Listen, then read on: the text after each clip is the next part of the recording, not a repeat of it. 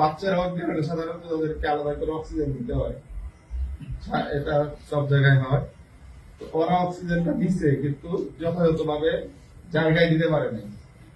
তো যে কারণে মোটামুটি 5 মিনিট অক্সিজেন ছাড়া ছিল। এই যে 5 মিনিট অক্সিজেন ছাড়া ছিল, ওই সময় তার সারা শরীর বন্ধ হয়ে গেছে। কারণ স্বাভাবিকভাবে বড় মানুষও তো একসাথে থাকতে পারে না, কেউ যদি অক্সিজেন মুখ নাক বন্ধ করে রাখে মরে যাবে না। তো সে এমন অক্সিজেন ছাড়া মোটামুটি 5 মিনিট ছিল, যেখানে তার কিডনি ফেল করছে, তার হার্ট ফেল করছে, তার মাথা ফেল করছে। সে অ্যানেস্থেসিয়ার পাওয়ারের ইয়ার কারণে তার শুট করে নাই, সে এখনো মানে স্বাভাবিক হচ্ছে না, কোন রকম সমস্যা নেই।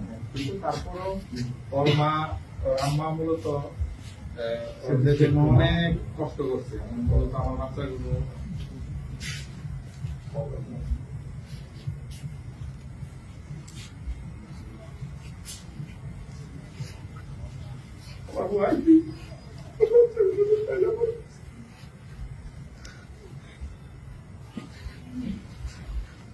যে কারণে তার ইয়া ছিল যে তার বাচ্চা কোনটা যেন খুব না থাকে, নিজে নিজে ইয়া করে আমি না থাকা অবস্থায় যে হসপিটালে নিয়ে গেছে। মানে তার কোনো প্রবলেম না, একদম ভালো মানুষ।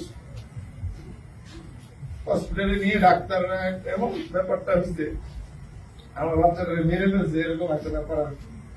যে সার্জারি, এই সার্জারি যদি মানুষের 112 করে কোনো ক্ষতি নেই। দেখা গেছে তাই নেওয়ার পর তাকে পটিতে দিয়েছে, তখন আমার বাচ্চা হাসি খুশি যাওয়া নিয়ে গেছে, নার্স হাসতেছে, কথা বলতেছে, এমন অবস্থা।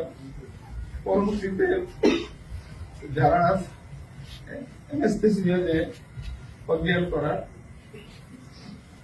তো ওরা অ্যানেস্থেসিয়া দেওয়ার পর অত অজ্ঞান হয়ে গেছে।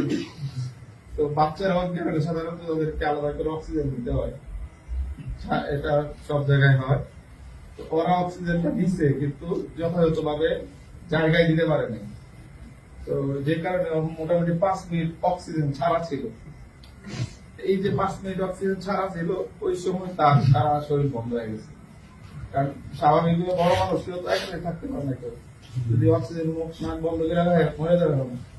তো সে এমন অক্সিজেন ছাড়া মোটামুটি 5 মিনিট ছিল, যেখানে তার কিডনি ফেল করছে, তার হার্ট ফেল করছে, তার মাথা ফেল করছে।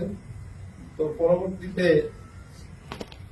আমার ওয়াইফ ওরা তো বাইরে হসপিটালে অপেক্ষা করতেছিল, যে যেটা সার্জারি ছিল ওটা 1/2 ঘন্টার কাজ। এই 1/2 ঘন্টা অনেক সময়